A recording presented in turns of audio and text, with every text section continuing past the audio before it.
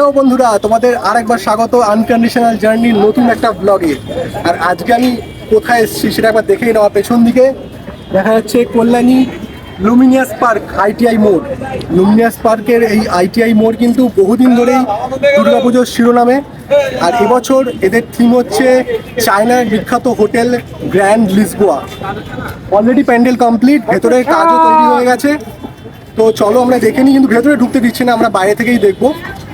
বাইরে থেকে মোটামুটি দেখাই যাচ্ছে, আর দারুণ সুন্দর কিছু ড্রোন শট তোমাদেরকে দেখাবো। চলো শুরু করা যাক ভিডিওটা।